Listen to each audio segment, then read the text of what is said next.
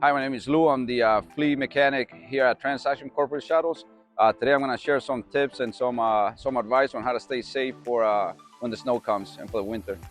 When it comes to the winter time, the items that you want to have in your car, especially if there's a snowstorm or there's snow coming, you want to have a brush. It's good to have an extendable brush, rubber on one side, brush on the other, ice scraper on the other end.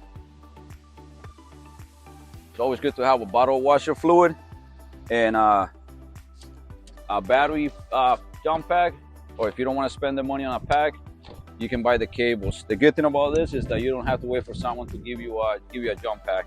Yeah, I mean, to give you a jump start. First aid kit and de-icer is good too, so you can put it on your windshield or your headlights. Just make sure you don't get it on your paint. Gloves and a shovel, and they actually sell shovels that go from 9 inches to 37 inches. So when it comes to cleaning the snow off your car, that's why it's good to have an extendable scraper. You go from the outside to the inside of the windshield. You use the scraper first. You go with the rubber part and then with the brush, so you don't damage the side of the car. On the headlights, if you don't have washer fluid or de-icer, same thing. Don't use the ice scraper. Just kind of use the brush. Get all the snow off your headlights. When it comes to the grill, especially on this car has a grill that has very small openings, and usually if that gets blocked or clogged with snow, the car will overheat because air won't be able to pass through it into the engine to cool down the radiator.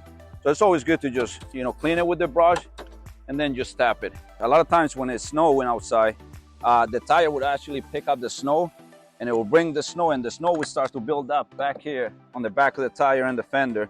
And it will build up to the point where the snow will be touching the tire, and just that small contact between the fender, the snow, and the tire will cause the tire to be out of balance.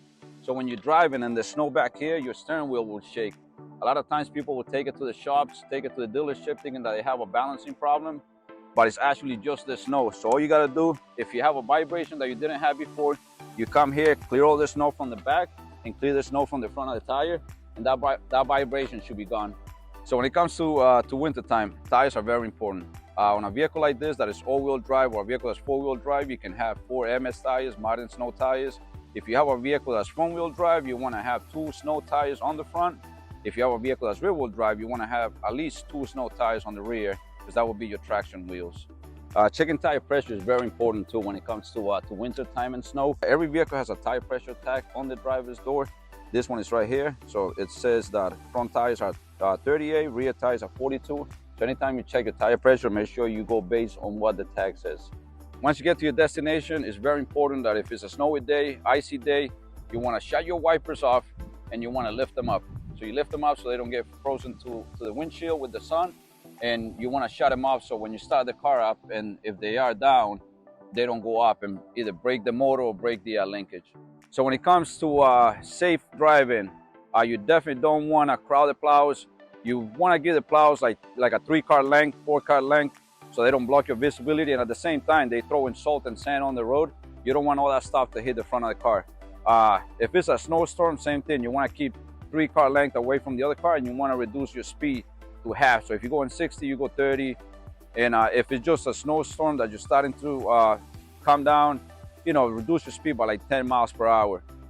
Same thing, if you do happen to get skid or start sliding, don't panic, let off the accelerator and kind of turn the wheel away from the sliding. So if you're sliding to the right, kind of go left with the wheel and wait for the car to recover. If you do happen to get stuck in the snow and you need to get some traction, or slid off the road and you need to get some traction, you can always grab your floor mat, put it in front of the tire between the snow and the tire, and that will give you enough traction. You can put it on the front, or if you're trying to go in reverse, you can put it on the rear. If you have a rear-wheel drive vehicle, you put it on the rear tires, whichever tire is spinning. If you don't have a floor mat, you can always use a jacket, a sweatshirt, or a piece of cardboard, just anything that you can put in between the snow and the tire to gain traction.